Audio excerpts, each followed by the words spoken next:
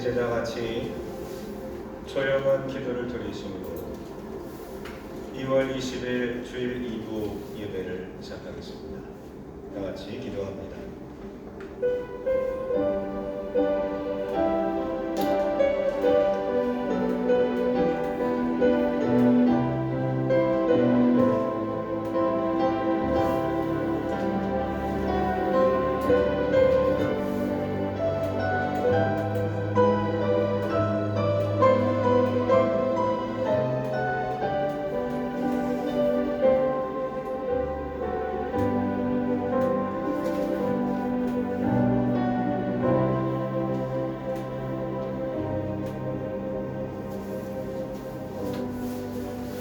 너희는 여호와 우리 하나님을 높여 그의 발등상 앞에서 경배할지어다.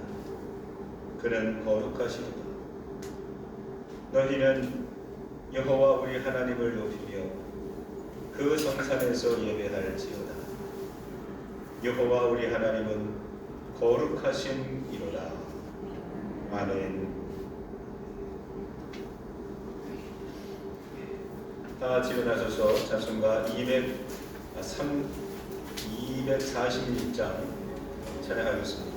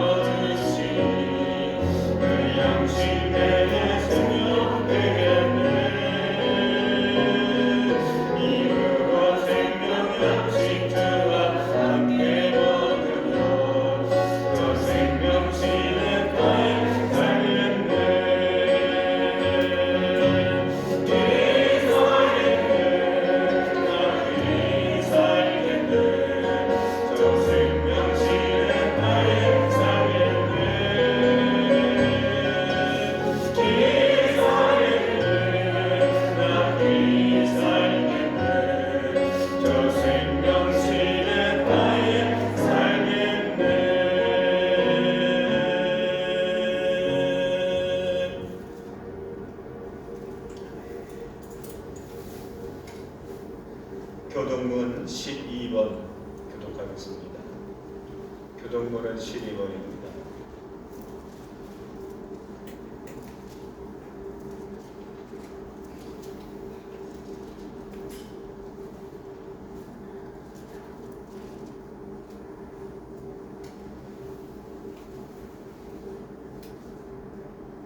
하늘이 하나님의 영광을 선포하고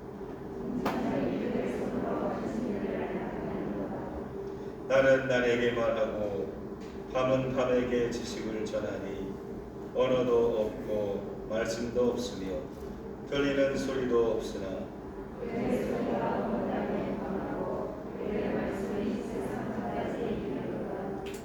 여호와의 율법은 완전하여 영혼을 소성시키며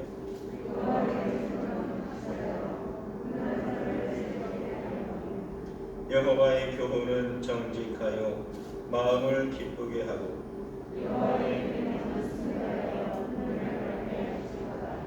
여호와를 경외하는 도는 정결하여 영원까지 이르고 금 곧 많은 순금보다 더 선명할 것이며 꿀과 송이꿀보다 더 달도다. 아멘. 사도신경으로 신앙 고백합니다. 나는 전능하신 아버지 하나님 천지의 창조주를 믿습니다. 나는 그의 유일하신 아들 우리 주 예수 그리스도를 믿습니다. 그는 성령으로 잉태되어 동정녀 마리아에게서 나시고 곧이어 빌라도에게 고난을 받아 십자가에 못 박혀 죽으시고 장사된 지 사흘 만에 죽은 자 가운데서 다시 살아나셨으며 하늘에 오르시어 전능하신 아버지 하나님 우편에 앉아 계시다가 거기로부터 살아있는 자와 죽은 자를 심판하러 오십니다. 나는 성령을 믿으며 거룩한 공교회와 성도의 교제와 죄를 용서받는 것과 몸의 부활과 영생을 믿습니다. 아멘.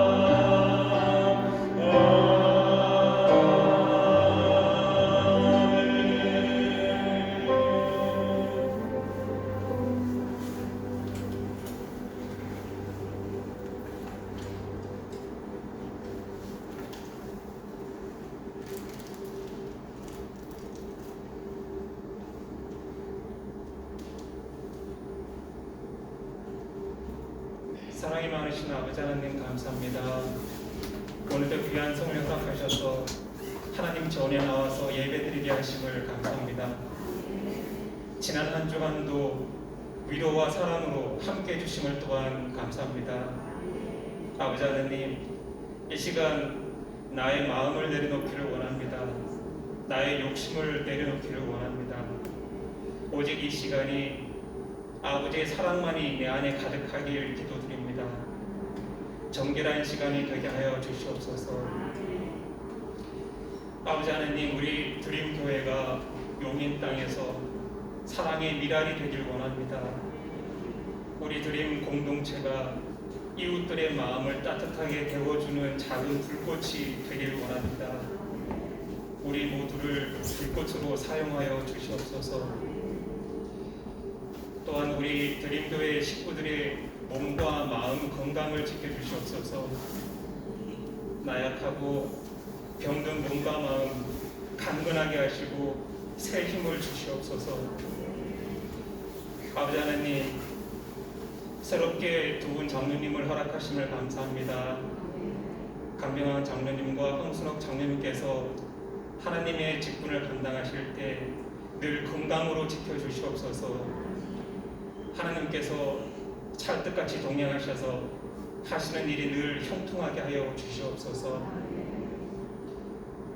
아버지 하나님, 오늘도 말씀을 선포하시는 우리 담임 목사님 함께 하셔서 그 말씀이 우리의 삶을 변화시키는 놀라운 은혜의 시간이 되게 하여 주시옵소서.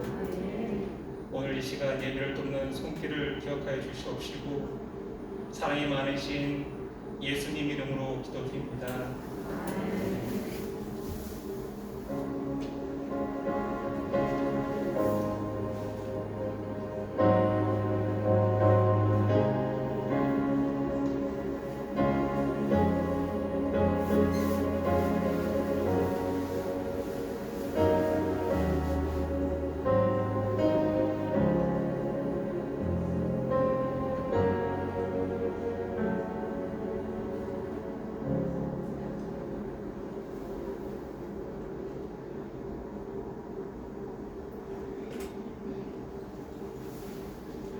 광고 말씀을 먼저 드리도록 하겠습니다. 예배 시간마다 거리두기를 잘 지키시면서 반면에 이 보건 위생 잘 지켜주시기를 바랍니다. 이번 주에는 금요 심야 예배가 금요일 날 9시에 교육관에서 있습니다. 많은 은혜 받으시기를 바랍니다. 환우들을 위해서 늘 기도해 주시고 주보에는 따로 광고 안 했지만 아프신 분들을 위해서 늘 우리 기도하셨으면 좋겠습니다. 사역장 기도회가 다음 주일 오후에 카페에서 있습니다. 사역장들은 참석해 주시기를 바랍니다. 주일 예배 때에 1부든 2부든 이 헌금 시간에 특성하실 분들은 저한테 신청해 주시면 감사하겠습니다. 이번 주간에 생일 맞으신 분이 있습니다. 김희선 집사님 이번 주 24일이시고요. 나오시면 제가 작은 선물 드리도록 하겠습니다. 네, 아닌가요? 맞아요. 아닌 줄 알았어요.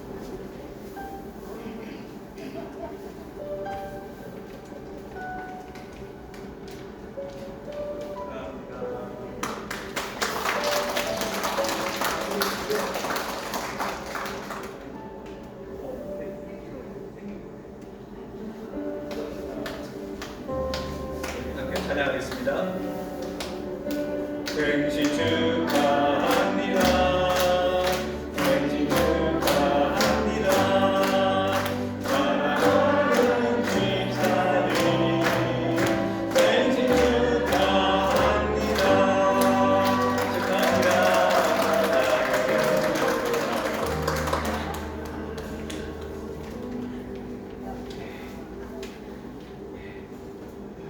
오늘 또 어제 결혼식이 있었죠. 오늘 예배 끝나고 나가실 때 강사 떡으로 또 섬기신다고 합니다. 많이 기도해 주시기를 바랍니다.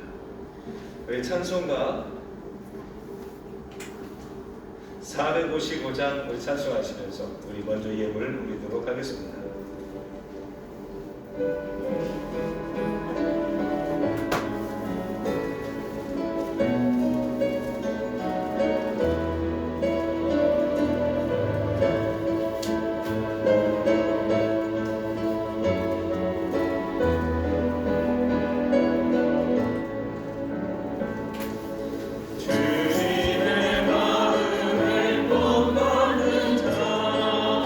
그 맘에 평강이 찾아오는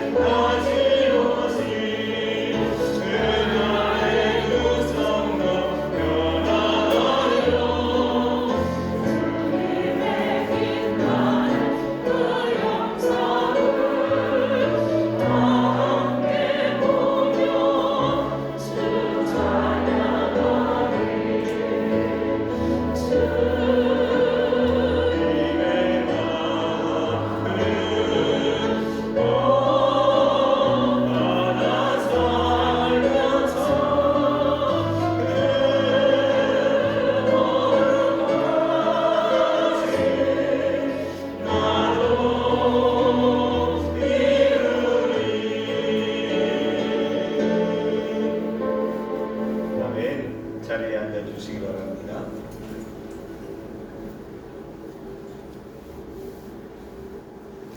주일 예물 드리신 분들입니다. 김영애 권사님, 김원순 권사님,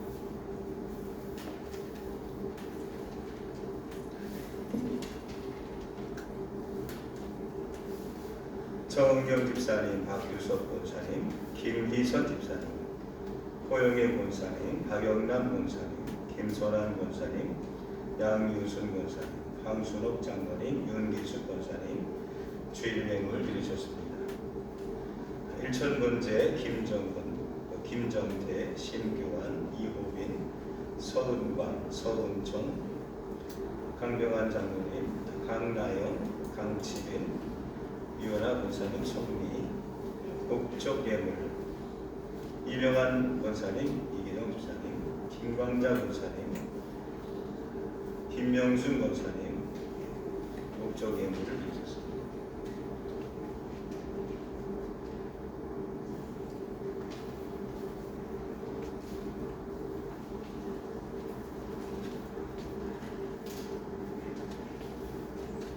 감사헌금 이영미 성도님, 하나님 감사합니다. 오늘도 하나님의 은혜의 시간 되게 하옵소서. 황순옥 장로님, 주신 직분 아름답게 감당하게 하옵소서. 김덕한 권사님, 오늘도 은혜 주시옵소서. 최정희 권사님, 자녀들을 주셔서 건강한 삶을 이룰 수 있도록 감사의 힘을 주셨습니다. 정자 권사님, 건강을 늘 지켜주시옵소서. 황순옥 장로님, 감사힘을 장로로 하나님 앞에 더 감사해 드립니다. 최백규 집사님, 감사힘을 이경선, 허민정, 이호빈, 하나님 감사합니다. 오늘도 도와주세요. 믿습니다. 한갑수 권사님, 박금자 권사님, 건축 예물 드리셨습니다. 11조 예물, 배옥순 권사님, 김은준 권사님, 정미영 집사님,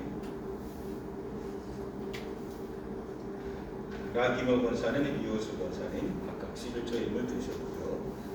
또 교회 계좌이체로 하신 분들이 있습니다. 윤기숙 권사님, 하늘청년, 안미순 사모, 구이현, 전영희 권사님, 최고엘 전도사님 예물을 올리셨습니다. 제가 기도하겠습니다. 하나님의 은혜로 지난 한 주간도 승리하게 하시고 믿음을 지키게 하신 것을 감사합니다. 오늘 그 모든 일들이 하나님이 하신 일들임을 깨닫고 감사함으로 11조의 예물을 드립니다. 저의 믿음이 성장하게 하옵소서. 감사함으로 예물을 올렸습니다. 하나님, 더 많은 감사의 조건들이 우리의 안팎에서 날날이 넘쳐날 수 있도록 도와주시옵소서. 하나님, 목적을 갖고 예물 드렸습니다. 기도할 때에 저들의 삶이 하나님 앞에 인정받는 삶이 되게 하시고 하나님의 뜻이 거기에 임하여서 부흥케 되는 역사들이 있게 하여 주옵소서. 교회를 사랑하는 마음으로 건축 예물을 드립니다. 또 승리를 드립니다. 또 이 시간 예배의 소중함을 깨달아 주일 예물을 올립니다. 하나님, 저들의 손이 부끄럽지 않게 하시고 하나님의 영광을 나타내는 거룩한 손들이 되게 하여 주옵소서. 저들의 손을 들어 기도할 때마다 응답하시고 하늘 문이 열리게 도와주시고 하늘의 복간이 열려지게 하여 주셔서 하늘의 복과 이 땅의 축복이 넘치게 하여 주시옵소서. 예수님 이름으로 축복하며 기도하옵나이다. 아멘.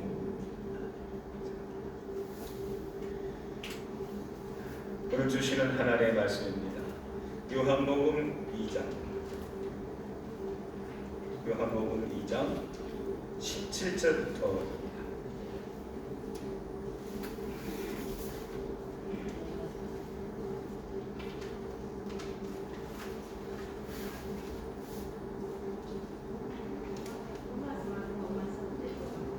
제가 뭐라고 했어요? 요한복음, 죄송합니다. 로마서 2장 17절서부터 29절까지 말씀.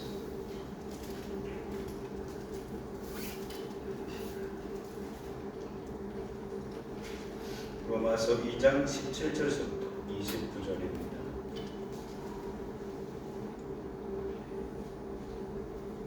한 절씩 교독하도록 하겠습니다.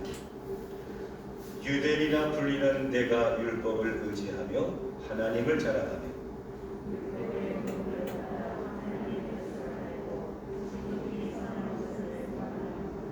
맹인의 길을 인도하는 자요 어둠에 있는 자의 빛이요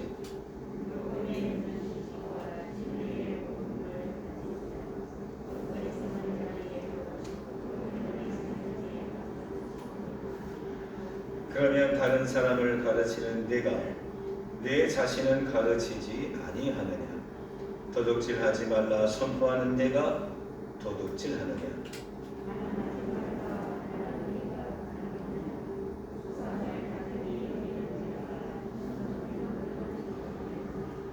율법을 자랑하는 내가 율법을 범함으로 하나님을 욕되게 하느냐?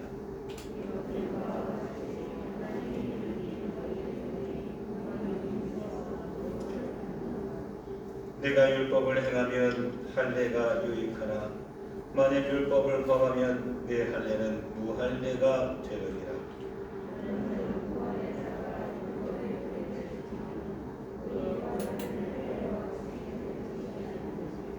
또한 본래 무할례자가 율법을 온전히 지키면 율법 조문과 할례를 가지고 율법을 범하는 너를 정죄하지 아니하겠느냐.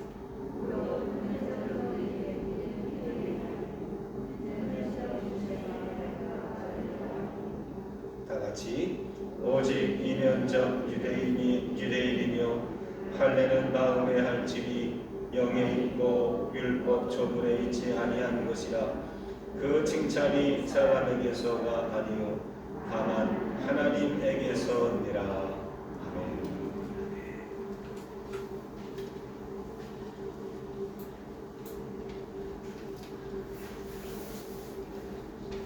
제가 종이를 2개 보여드리겠습니다. 어떤 차이가 있는지 한번 구분해 보시기를 바랍니다. 이런 종이고요. 뒤집어 보면 이런 게 있습니다. 또 하나는 이런 종이고요. 뒤집어 보면 이렇게 됩니다. 자, 이 두 종이의 차이는 무엇일까요? 오늘 이 차이점을 아시면 오늘 설교는 끝납니다. 오늘 성경 말씀도 이것도 저것도 다 할 것 없이 이거면 끝납니다. 우리가 첫 번째 보여드린 종이는 이건데 알고 보니 이렇더라. 우리가 종이하면 백지라고 부르죠. 백지가주와 그러잖아요. 근데 백지는 앞지가 다 없는 거를 다 백지라고 합니다. 가끔 프린터를 하려고 종이를 찾아서 넣었어요. 그래서 복사를 했는데 해서 보니까 앞에는 잘 됐는데 뒷면에 이미 거기가 다른 걸로 쓰여져 있어서 그 이중으로 인쇄가 되는 바람에 그 종이는 못 쓰고 다시 복사하는 그런 일들이 종종 있습니다. 반면에 종이를 많이 쓰는 사무실에 가게 되면 이렇게 다 쓴 이미 인쇄되어 있는 그런 종이를 한데 많이 모아둬서 차곡차곡 모아놓은 그런 함들이 있습니다. 근데 그것들은 이런 거죠. 이미 한번 인쇄를 냈고 그리고 뒤집어 보면 다른 쪽에는 깨끗하니까 다른 쪽으로 아직 하얀 그 다른 면으로 인쇄를 하는 그런 종이가 구분되어져 있습니다. 그런 종이를 무슨 종이라고 할까요? 그것은 이면지라고 합니다. 이면지. 오늘 말씀을 보면 28절, 29절을 보면 참 제가 몇십 년 만에 좀 이해가 됐던 그런 말씀과 용어들이 나와요. 28절, 29절 한 번만 다시 한번 읽어보도록 하겠습니다. 무릇 시작. 무릇 표면적 유대인이 아니요 표면적 육신의 할례가 아니니라. 오직 이면적 유대인이며 할례는 마음에 할지니 영이 있고 율법 조문에 있지 아니한 것이라. 그 칭찬이 사람에게서가 아니요 다만 하나님에게서니라. 아멘.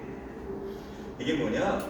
표면적 유대인인데 표면 겉으로 볼 때 유대인인 줄 알았는데 뒤집어 보니까 안을 보니까 그렇지 않더라는 거예요.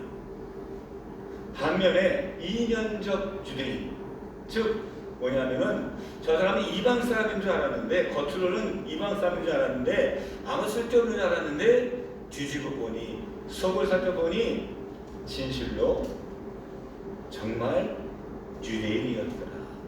그런 이야기입니다. 표면적 유대인은 우리가 말하는 유대인을 말하는 것이고 이면적 유대인은 이방 사람인 줄 알았는데 이 사람이야말로 진짜 하나님의 백성 유대인이었다는 그런 말씀입니다. 사랑하는 성도 여러분, 우리는 살아가면서 겉과 속이 같지 않을 때가 있습니다. 아니 거의 대부분이 겉과 속이 똑같은 것들은 별로 없습니다. 조금씩 다르고 우리가 생각했던 것보다 훨씬 더 다른 일들이 세상에는 무궁무진하게 많이 있습니다. 오늘 사도 바울은 우리들에게 말합니다. 겉보다 속이 더 중요하다. 우리말 속담에 빗속을 개살구라는 그런 속담이 있죠. 살구 중에 개살구가 있습니다. 근데 이 개살구는요 너무너무 빛깔이 좋아요. 일반 살구보다도 더 일찍 꽃이 피고 또 열매가 나옵니다. 근데 먹음직스럽고 그거 먹으면 시원할 것 같았는데 정작 따서 먹으면 너무나 쉬워서 인상을 찌를 수밖에 없는 그런 게 개살구죠. 빛만 좋아요. 겉모습만 좋아요. 겉모습만 먹음직해요. 우리는 살아가면서 말처럼 우리가 겉과 속이 달라서 말과 행동이 달라서 애를 먹는 경우들이 있습니다. 반면에 우리는 의도하지 않았고 기대하지 않았는데 의외로 정말 진짜인 경우들이 세상에 많이 있습니다. 사랑하는 성도 여러분, 어디가 중요할까요? 눈에 보이는 것, 확인할 수 있는 것, 검증할 수 있는 것, 모든 사람들이 아는 것이 아니라 우리가 잘 알지 못하는 것, 깨닫지 못하는 것, 그러나 그 안에 보면 정말 귀하고 소중한 진짜 신앙, 믿음, 그런 하나님의 사람이 되어야 되지 않겠습니까? 오늘 사도 바울은 우리들에게 겉이 아닌 속이 아름다운 사람, 속이 꽉 차 있는 사람. 하나님은 사람은 외모와 신장을 보지만 하나님은 중심을 보시기에 우리가 사람을 기쁘게 하는 것이 아니라 하나님을 기쁘시게 하는 사람이 되자라고 사도 바울은 우리에게 말씀하고 있습니다. 그렇다고 한다면 속이 예쁜 사람, 속이 차 있는 사람은 어떤 사람입니까? 그렇게 되려면 어떻게 해야 될까요? 두 가지를 말씀드립니다. 첫 번째, 한번 따라합시다. 나 자신을 가르쳐야 합니다. 다시 한번, 나 자신을 가르쳐야 합니다. 자, 우리는 이 로마서 2장을 내내 어떤 얘기를 해왔냐면 남을 비판하지 말라. 오히려 그 비판으로 내가 비판받을 수도 있다는 말씀을 우리가 계속 이야기를 했습니다. 실제로 2장 1절의 말씀을 보면 그러므로 남을 판단하는 사람아 라고 하면서 사도 바울은 2장을 쭉 우리들에게 말씀을 전하고 있었습니다. 그렇습니다. 유대인들의 특징이 바로 남을 쉽게 비판하고 정죄한다는 것이었습니다. 그래서 오늘 17절의 본문의 처음 절은 이렇게 시작합니다. 유대인이라 불리는 내가. 2장 1절에는 남을 판단하는 사람아, 17절에는 유대인이라 불리는 내가. 다 동일한 사람들을 지칭하고 있는 것입니다. 아니, 유대인이라고 부른다는 게 뭔데요? 어떤 의미가 있는데요? 자, 이스라엘 민족을 가리키는 여러 가지 용어 중에 유대인, 또 이스라엘인, 이스라엘 사람, 또 히브리 사람, 이런 여러 가지 뜻이 있었죠. 역사적으로 다 시대와 또 의미가 다르죠. 우리나라 사람도, 여러분, 우리나라 사람들은 대한민국 사람이라고 그러죠. 우리는 대한민국 사람이라고 그래요. 근데 중국 가면 우리나라 사람들을 대한민국 사람이라고 불러요? 아니에요. 조선족이라고 불러요. 또 외국 나가면 우리를 뭐라고 부르죠? 아, 나는 어디서 왔어요? 전 대한민국에서 왔어요. 이렇게 말하나요? 아니죠. 저는 코리아에서 왔다고 해요. 그 코리아는 고려라고 하는 옛날 고려 시대 때 사람들이 우리나라 사람들을 그렇게 알려졌기 때문에 우리를 고려, 코리아 이렇게 그랬단 말이에요. 그런데 유대인이라는 이 의미는 어떻게 생겨난 것이냐? 기원전 722년에 북쪽과 남쪽으로 있었던 남북시대에 북쪽은 이스라엘, 북이스라엘, 남쪽은 남유다 이렇게 나눠져 있었던 시기에 북이스라엘이 722년에 아수르라고 하는 나라에게 멸망을 당합니다. 그 강대국이 어떻게 했느냐? 그 북이스라엘 사람들을 흩었어요. 그래서 문화와 종교가 그 가나안 지역 사람들과 함께 섞이도록, 피도 섞이고 문화도 섞이고 신앙도 섞이도록 강제로 그렇게 조치를 해버렸어요. 그래서 하나님을 믿는데 좀 달라요. 가나안적이에요. 세속적이에요. 이거를 지켜본 유대인들이 나중에 587년에 바벨론에게 멸망을 당했을 때 그들은 어떻게 했느냐? 심지어 먼 나라 바벨론의 포로로 끌려갔을 때에도 그들은 신앙과 전통을 지키고 세상과 섞이지 않고 세상의 문화와 문물과 섞이지 않고 그 말씀을 목숨을 바쳐서 지키기 시작했다는 거예요.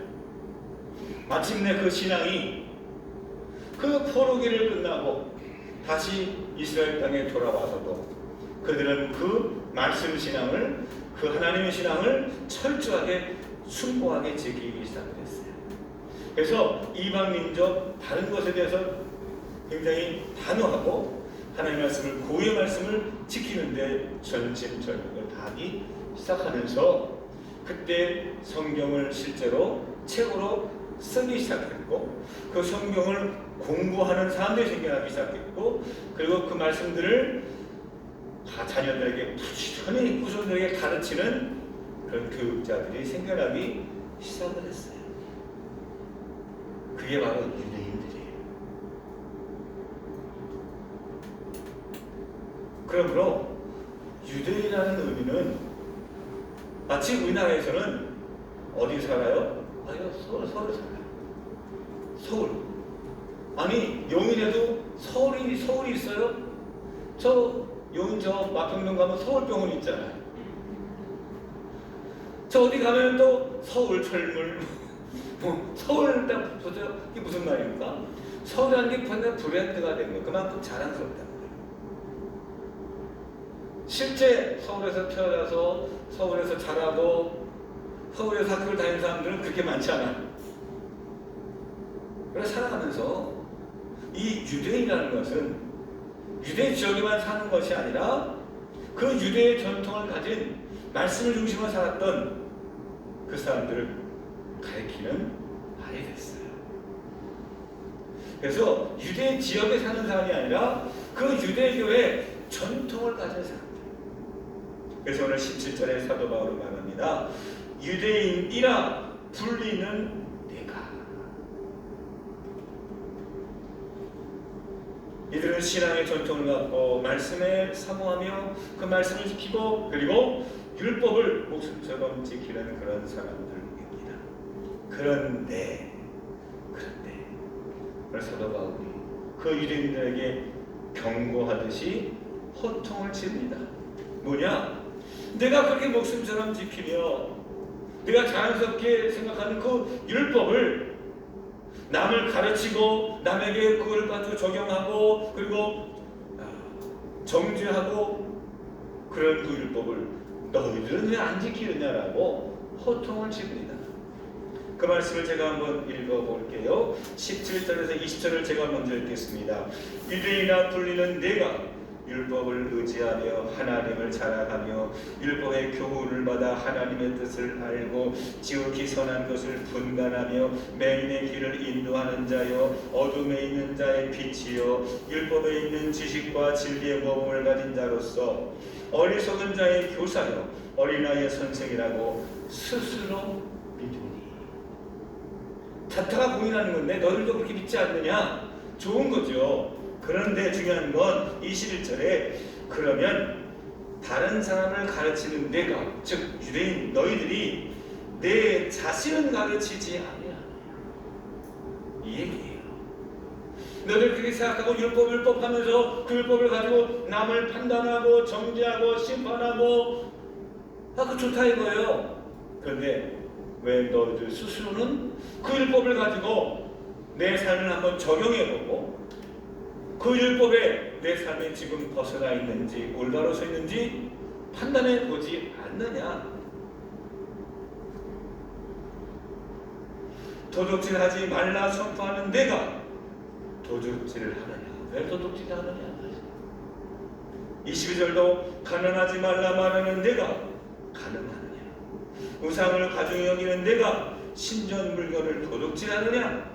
율법을 자랑하는 내가 율법을 범함으로 하나님을 욕되게 하느냐? 누가? 유대인들이.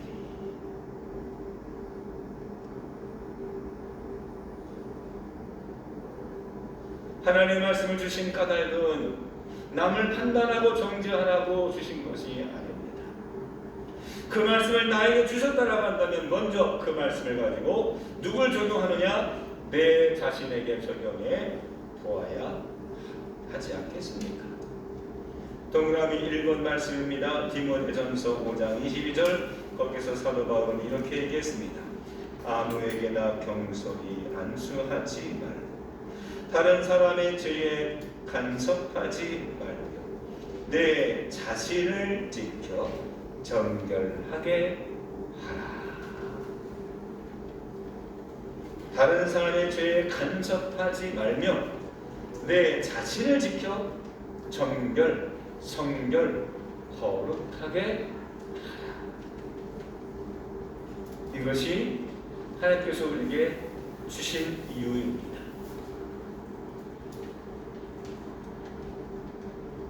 가르쳐야 될 내가 사실은 누굴 가르치기 전에 나부터 가르쳐야 되죠. 남에게 하라고 말하기 전에 내가 먼저 해야 되죠. 참 쉽지 않은 이야기예요. 사도 바울은 그렇게 유대인들을 지금 호통치고 있습니다. 근데 말이죠. 유대인들이 나쁜 사람들이죠. 유대인들은 없어져야 되죠. 유대인들은 싹 세상에 없어져야 되죠. 이런 나쁜 사람들인데 아니에요. 사도 바울은 호통을 치고 있지만 사실은 이걸 조금만 다른 시각에서 바라본다면 그 유대인을 너무나 사랑하니까. 사도 바울도 유대인이에요. 바리새인 중에 바리새인이었어요. 율법에 통단한 사람이었어요. 그래서 유대인들은 없어져 있다고 말하는 것이 아니라 그 유대인들이 깨닫고 다시 주님께로 돌아오기를 간절히 바라는 마음이에요. 유대인이라는 거룩한 이름. 여러분, 우리들에게는 하나님께서 어떤 이름을 주셨습니까? 우리들에게는 유대인들처럼 그리스도인이라고 하는 귀한 이름을 주지 않으셨나요? 또 우리들에게는 거룩한 직분들 주셨어요. 성도님, 집사님, 권사님, 장로님, 목사님, 감리사님, 감독님, 귀한 이름들을 주셨어요. 그 이름을 주셨는데 그 이름을 주셨으니까 그만한 하나님께서 호통도 주시고 말씀도 주시는 것 아니겠습니까? 사랑하는 성도 여러분, 하나님께서 우리에게 축복의 말씀도 주시지만 때로는 징계의 말씀도 주시고 또 따끔한 말씀도 주실 때에 그 말씀을 통해서 여러분 나에게 이렇게 말씀하셔 라고 하지 않고 그 말씀을 잘 내 삶에 적용해서 더 거룩하고 더 아름답고 성숙한 하나님의 자녀들이 되시기를 주님의 이름으로 축원합니다. 하나님의 말씀은 남을 비판하라고 주시는 것이 아니라 나 자신을 가르치라고 주시는 말씀입니다. 두 번째, 내 속이 내 보이지 않는 것이 더 아름다운 하나님의 자녀가 되려면 두 번째, 한번 따라해 봅시다. 마음을 배워야 합니다. 다시 한번 마음을 배워야 합니다. 유대인이라면 가장 큰 특징이 뭐였느냐? 유대인이 되려면 어떻게 유대인이 되느냐? 그 표시가 있습니다. 뭐냐면 할례입니다. 할례란 벨 할자예요. 칼로 베는 거죠. 이게 뭔 얘기냐? 남자가 할례를 받는 거예요. 그런데 사도 바울은 말합니다. 몸에 베지 말고 마음을 베라고. 할례는 중요한 게 몸을 베는 게 중요한 게 아니라 마음을 배워야 된다. 이거는 사도 바울만 얘기한 게 아니었습니다. 모세도 예레미야 선지자도 똑같은 말씀이었습니다. 제가 한번 읽어볼게요. 동그라미 4번 예레미야 4장 4절입니다. 유다인과 예루살렘 주민아, 너희는 스스로 할례를 행하여 너희 마음 가죽을 베고 나 여호와께 속하라. 너희 마음에 무엇을 베고? 가죽을 베고. 육신의 껍데기 가죽을 베는 것이 아니라 우리의 마음에 가죽을 벤다는 거예요. 몸이 아니라 보여지는 것이 아니라 보이지 않는 마음의 가죽을 베고. 하나님께서 우리에게 할례를 행하라고 주신 이 말씀은 겉모습이 아니라 우리 보이지 않는 마음의 할례를 행하라고 우리에게 주셨다라는 겁니다. 신명기 10장 16절에 모세도 똑같은 말씀을 줍니다. 그러므로 너희는 마음의 할례를 행하고 마음의 할례를 행하고.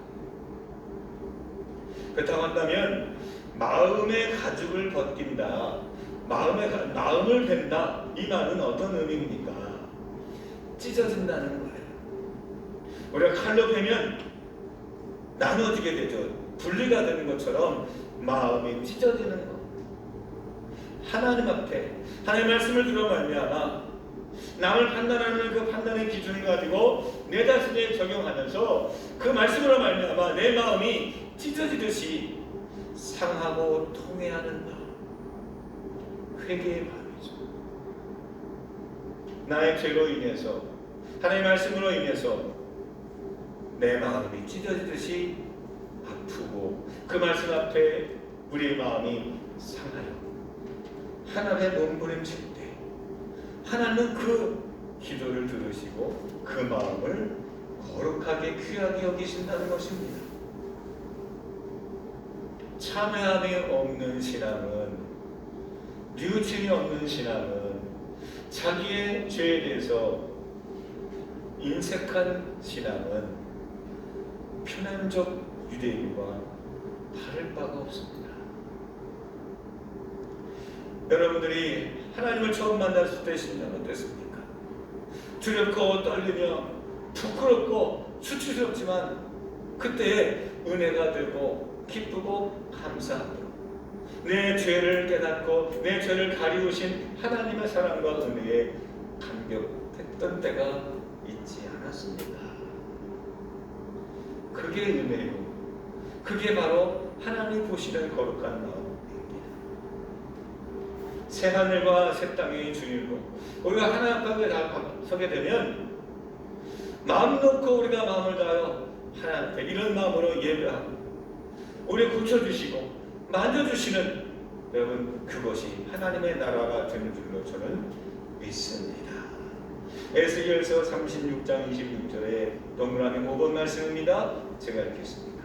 또 새 영을 너희 속에 두고 새 마음을 너희에게 주되 너희 육신에서 굳은 마음은 제거하고 부드러운 마음을 줄 것이며 굳은 마음을 제거하고 부드러운 마음을 주십니다. 우리의 딱딱해진 우리의 마음, 나의 고집과 아직과 교만으로 인해서 하나님의 말씀을 주셔도 더 이상 내 마음이 찢어지지 않고 단단하게 경직화되어 있는 그 마음, 교만의 차, 우리 안에 거만이 차있는 그 마음을 벗겨버리고 부드러운 마음, 손대기만 해도 눌러 들어가고 또 아프고 부드러운 마음, 상한 심령, 그게 축복이고 하나님과 밀접해져 있는 하나님 보실 때 내 마음이 착하구나, 야 내가 정말 내 자녀구나, 하나님이 인정하시고 축복하는 그 마음이 바로 딱딱한 마음이 아니라 부드러운 마음입니다. 세상의 수많은 말씀 앞에 무감각해진 마음이 아니라 하나님 주님만 주신 말씀을 통해서도 그 마음 때문에 마음이 상하고 그걸 가지고 우리가 마음을 쓰면서 하나님 앞에 엎드릴 수밖에 없는 그런 영의 상태. 동그라미 6번입니다. 시편 51편 17절에 하나님께서 구하시는 제사는 상한 심령이라. 하나님이여 상하고 통회하는 마음을 주께서 멸시하지 아니하시리라. 그러므로 은혜 받은 사람들은 큰 눈물이 많아요. 늘 죄를 고백하고 참여하는데 이상하게 우리 영혼이 맑아져요. 고백할 게 없고 참여할 게 없을 때 내가 뭘 잘못했지? 나 아무 잘못한 게 없는데? 아니 근데 왜 하나님 나 축복해 주시지 않아? 이럴 때 우리의 교만이 싹트고 그 교만으로 우리의 마음이 두꺼워질 때, 하나님 만져주셔도 느낌이 없을 때, 하나님께서 우리를 치셨을 때에도 찢어지지 않는 마음, 교만의 마음이라는 거예요.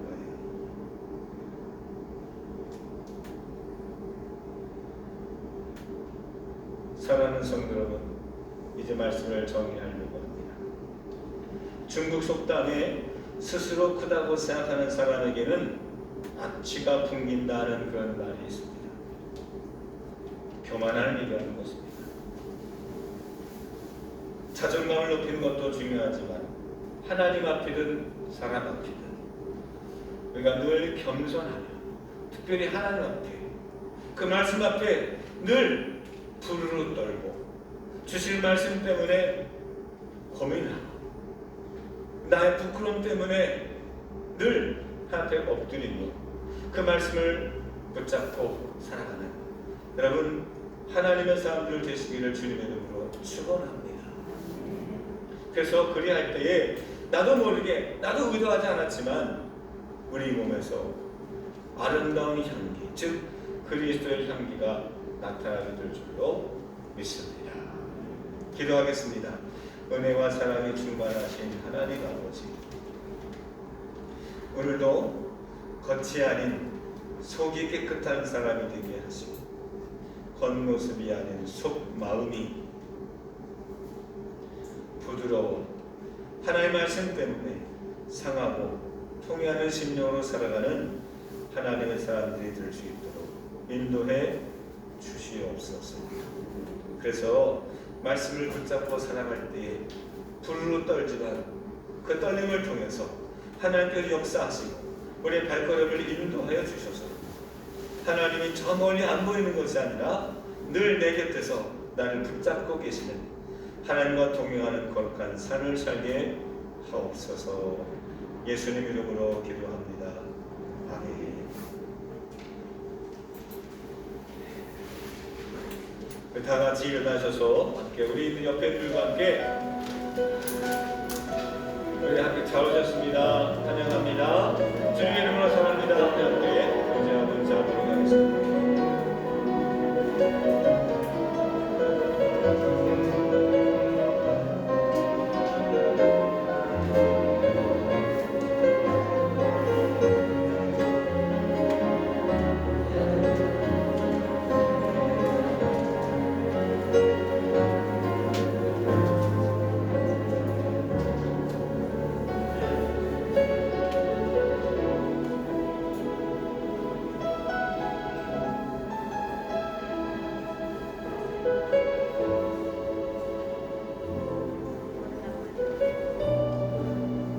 끝나고 나가시면서 우리 어제 우리 결혼 예식 잘 마친 우리 형제모임 가정에서 준비한 떡 함께 받으시고 축복해 주시기를 바랍니다. 우리 파송의 노래 함께 찬양하시고 제가 마친 기도로 예배를 마칩니다.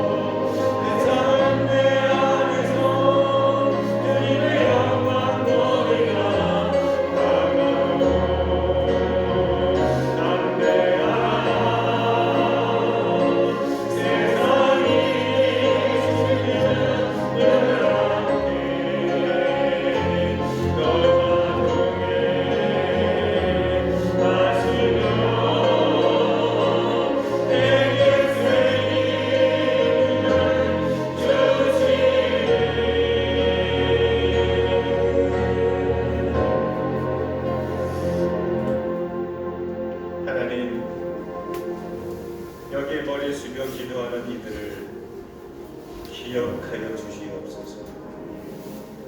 우리는 주님을 잃어버릴 수 있지만 주님께서는 우리를 결코 잃어버리지 않게 하시고 기억하셔서 세상 끝날까지 우리와 함께해 주심을 믿게 하옵소서. 하나님, 저도 이제 가정으로 일터로 세상 구석구석으로 하나님의 인도하심 따라 믿음으로 순종하며 나아갈 때에 우리를 혼자 내버려 두지 마시고 그 자리에서도 하나님께서 에녹에게 함께 하신 것처럼 함께하여 주셔서 힘을 얻고 그 자리에서 기도자가 되게 하시고 능력자가 되게 하시고 기적을 나타내는 하나님의 귀한 도구들이 되게 하여 주시옵소서. 그래서 세상의 어떤 시험과 유혹 앞에서도 떠는 것이 아니라 담대하게 여호수아와 같이 믿음으로 나아가는 주의 군대가 되게 하옵소서. 특별히 하나님, 지금 이 순간에도 고통 중에 상처를 붙잡고 기도하는 이들이 있습니다. 또 다가올 또 하나님이 준비하시는 귀한 생명을 놓고 축복하며 예배하는 이가 있습니다. 또 멀리서 부대에서 또 원근 각지에서 하나님 말씀 붙잡고 함께 예배에 참여하는 우리 교우들이 있습니다. 하나님, 거기에서도 동일한 은혜와 하나님의 일하심이 넘치게 하옵소서. 특별히 하나님, 새로운 가정으로 시작하는 이들이 있으니 저들의 가는 길이 복되게 하시고 거룩한 믿음의 전통을 세워가는 하나님의 집이 되게 하여 주시옵소서. 이제는 우리 주 예수 그리스도의 은혜와 하나님 아버지의 사랑하심과 성령님의 감화 감동 역사하심이 말씀을 듣고 나아가는 우리 모든 하나님의 거룩한 백성들 머리 위에 영원토록 함께 하실지어다. 아멘.